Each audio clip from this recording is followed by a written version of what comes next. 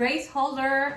I'm here at my sister Shella Lemon's house and I'm going to do a cooking video. I'll be making garlic buttered shrimp or garlic butter shrimp, and this is one of my favorite seafood, the shrimp. So we will be making some favorite seafood, or we will be cooking some of our favorite seafood today. And I hope you guys will enjoy, and we're gonna have some mukbang hopefully later. So for the ingredients of this, I will show it to you before I start cooking, and hope you'll have fun watching me doing this video.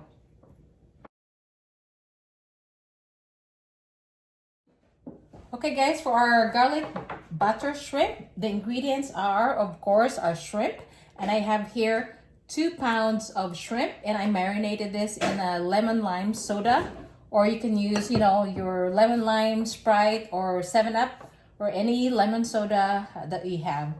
And also I'm going to be using 1/4 cup or 1/4 cup of butter, and I have lots and lots of garlic because this is a garlic butter shrimp. Of course, we're going to be using a lot of garlic, and this is about 2 bulbs of garlic. And I have here cilantro. We can also use parsley. This is just for garnishing, and this is just optional. I'm also gonna have like half of the lemon, just to drizzle some lemon or garlic butter shrimp, and of course salt and pepper. So that's it. It's a very simple, but it's a very yummy, delicious dish recipe. And let's start cooking. Okay guys, to start with our garlic butter shrimp, of course, we're going to put butter on our pan. Lots of butter. And I just put the heat to low heat because we don't want to burn our butter. Okay. And once our butter is melted,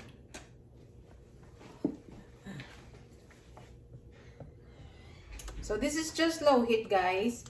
Once the butter is melted, we are going to add our garlic. So low heat lang ha, para hindi masunog ang butter natin. Okay guys, most of the butter has melted, so it's melting. We're going to add our garlic. So again guys, keep the low heat because we also don't want to burn our garlic, because burned garlic is going to be a disaster dish to have a burned garlic. So we will let this garlic, saute this garlic for until the garlic is brown. Once the garlic started turning brown, we will add in our shrimp. Okay guys, yung garlic natin nagbe-brown na. So we will add our cleaned and marinated shrimp. Yung na-marinate ko na Sprite, I drained it. Tinapon ko na yon kasi I don't want it in here.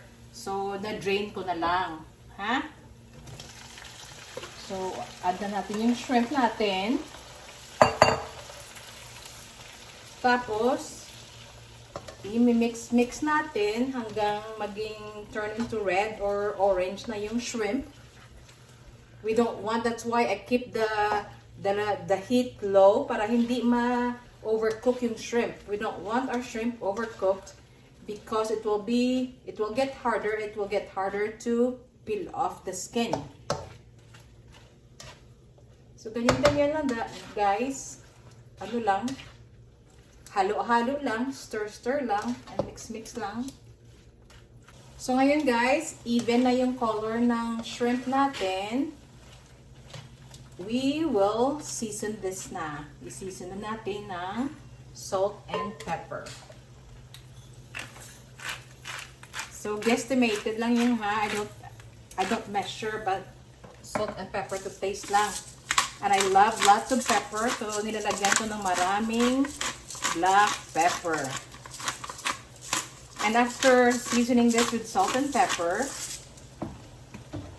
we will continue cooking this for maybe 2 to 3 minutes until the shrimp is fully cooked. Then we will garnish it with cilantro. You can use parsley just to have that fresh flavor sa inyong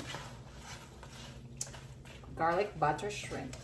After 2 to 3 minutes, I think our shrimp is finally done, and we will garnish this with cilantro. We can turn off the heat and lagyan natin budburan ng cilantro.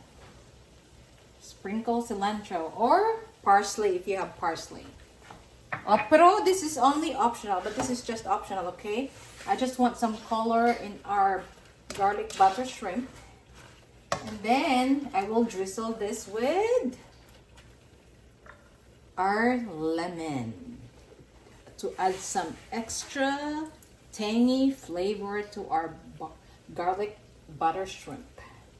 So ganyan lang. Tapos na guys. Ipi-plate na natin ito. So that's it. Okay guys, there you go. There's our garlic butter shrimp. Ang finished product natin. Tingnan nyo. Ang sarap-sarap. And I can't wait to try this with you. Sana matikman nyo rin, no? Kaya lang, hindi ko pwedeng ano dyan sa camera, no?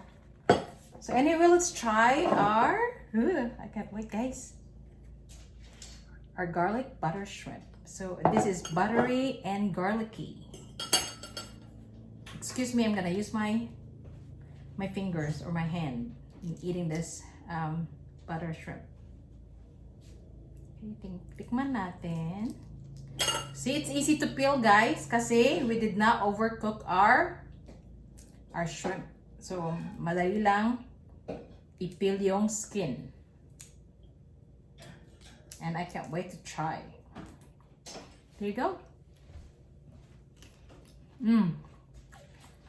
It's yummy. It's garlicky. It's buttery.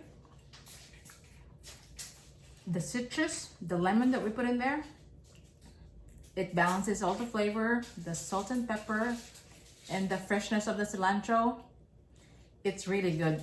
I'm sorry, I have to lick my finger. Thank you so much, guys, for watching, and I hope you like this video. And if you do, please watch, like, share, and subscribe, and there will be more videos coming. Thank you so much, and you guys have a great day. Bye!